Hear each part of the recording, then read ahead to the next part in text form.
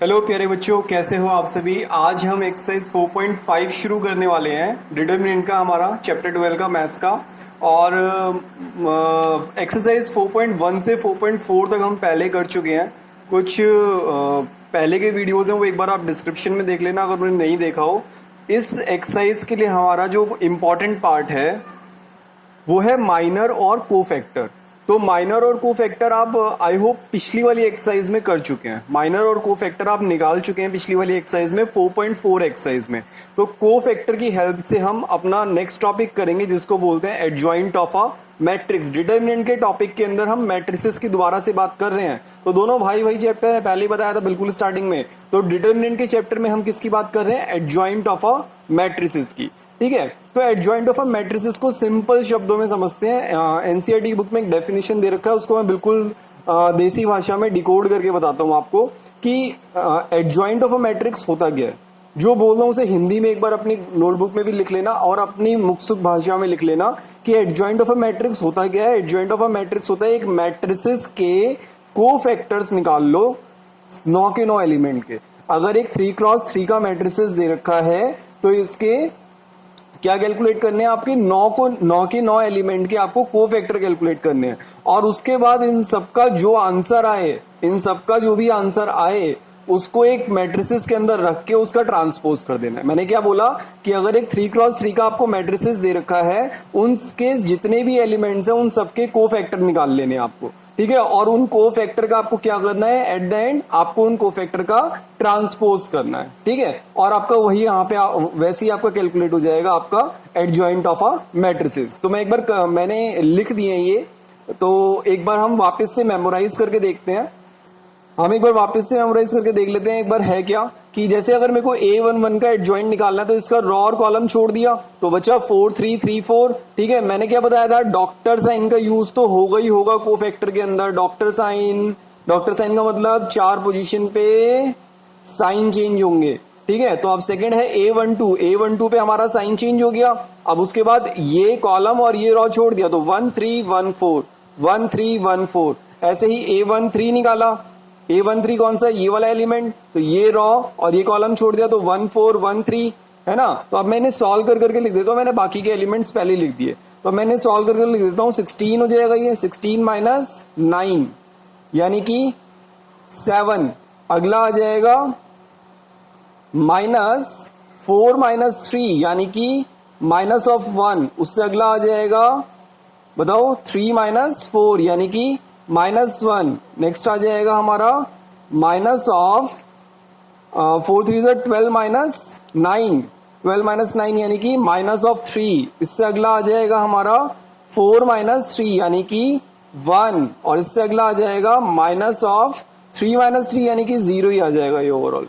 ठीक है, इससे अगला हमारा आ जाएगा 9 माइनस 12 यानी कि माइनस ऑफ 3। इससे नेक्स्ट हमारा जो है उसमें नेगेटिव साइन यूज होगा तो नेगेटिव साइन के बाद ऑलमोस्ट ये 3 माइनस 3 0 ही हो जाएगा तो यहाँ पे हम सीधा 0 लिख देते हैं। इससे अगला क्या आ जाएगा? 4 माइनस 3 यानी कि 1। ठीक है, अब क्या करना है हमें? इसे एक मैट्रिसेस में वापस से एज इट इज लिख देना है। तो यानी कि 7 माइनस 1 माइनस 1 माइनस 3। देखते जाना, मैं वही लिख रहा हूँ जो रेड पेन से लिखा हुआ है। 1 0 माइनस 3 0 और 1।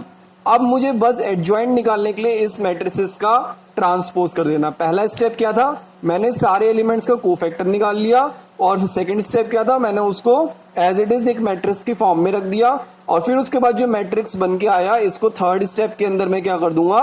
ट्रांसपोज कर दूंगा और मेरा तरोताजा एकदम एक डिटरमिनेंट एडजॉइंट ऑफ ए निकल के आ जाएगा। ट्रांसपोज करना आप सभी जानते ही हैं, हमने मैट्रिसेस के अंदर पहले ही पढ़ा था। तो ये हमारा एडजॉइंट ऑफ ए कैलकुलेट हो चुका है, आपके सामने है। बिल्कुल बड़ा आसान है, इस टॉपिक में कोई दम नहीं है। ठीक है, मगर ये टॉपिक अगले वाले टॉपिक के लिए 100% हेल्पफुल है। ठीक है, एडजॉइंट ऑफ ए कभी कभी आ जाता है मगर जो अगला टॉपिक में पढ़ाने वाला हूं ये तो 101% आएगा आपके एग्जाम में। ठीक है, तो आपने मैट्रिसेस के अंदर पढ़ा था इनवर्स, तो आज हम एक नया इनवर्स पढ़ रहे हैं डिटरमिनेंट के अंदर इनवर्स। ठीक है, तो इनवर्स का डिटरमिनेंट में फॉर्मूला क्या होता है? इनवर्स का डिटर्मिनेंट के अंदर फॉर्मूला होता है 1/mod A इंटू में एडजॉइंट ऑफ ए। क्या होता है फॉर्मूला, एक बार फिर से बोलो, 1/mod A इंटू में एडजॉइंट ऑफ ए। तो मैंने सेम क्वेश्चन लिया है इसको करने के लिए, यहाँ पे क्योंकि मेरा एडजॉइंट ऑफ ए मेरे को पहले से ही पता है, तो वहां पे हम सॉल्व करने में हमें थोड़ा इजीनेस हो जाएगी। ठीक है, तो बच्चों ये तो हमारा इसका एडजॉइंट ऑफ ए हमने पहले ही कैलकुलेट कर लिया पिछले क्वेश्चन के अंदर। तो इसी क्वेश्चन का जिसका हमने एडजॉइंट ऑफ ए कैलकुलेट किया था, इसी का अब हमें क्या निकालना है, इनवर्स निकालना है। तो हमारा फॉर्मूला क्या है, 1/mod A। mod A का मतलब मॉडुलस, यानी कि इसको एक्सपेंड करना है एक बारी, और इनटू में एडजॉइंट ऑफ ए। तो एडजॉइंट ऑफ ए तो हम कैलकुलेट कर ही चुके हैं, तो अब हम mod A कैलकुलेट कर लेते हैं इसका। तो mod A कैलकुलेट करने के लिए हम इसे एक्सपेंड कर रहे हैं for calculating modulus of A expand along, किसके अलोंग एक्सपेंड करें बता दो, R1 के अलोंग कर देते हैं एक्सपेंड। तो मैं R1 के अलोंग इसे एक्सपेंड कर रहा हूं, तो एक बार देखो क्या आंसर आएगा। देखो अगर मैं मॉडुलस ऑफ ए निकालता हूं तो क्या आंसर आएगा, 1 इसके साथ के रॉ और कॉलम छोड़ दिए तो क्या आया, 4 3 3 4, फिर अगला एलिमेंट -3, फिर 1 3 1 4 1 3 1 4, फिर इसके बाद प्लस में 3 के साथ 1 4 1 3। ठीक है, अब इसे एक्सपेंड कर देते हैं, 4 4 16 -9 -3 4 -3 +3 3 -4।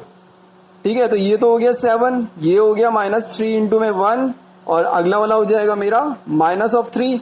तो ये हो जाएगा, कितना हो जाएगा एक बार बता दो जरा, 7 माइनस कितना हो जाएगा, 6 हो जाएगा ये, तो यानी कि 1 आ गया, है ना। अगर ये नॉट इक्वल टू 0 है, यहाँ पे पॉइंट नोट करने वाला है, इसे कॉपी में लिख लेना कि अगर ये नॉट इक्वल टू 0 है, मॉडुलस हमारा नॉट इक्वल टू 0 है, दिमाग में बैठा लेना इस बात को, तभी हम इनवर्स कैलकुलेट कर सकते हैं इस मेथड से। क्योंकि अगर ये 0 आ गया तो एनी नंबर बाय 0 क्या होता है, नॉट डिफाइन। तो 1/, अगर मॉडुलस ऑफ ए 0 है तो A inverse can't be calculate.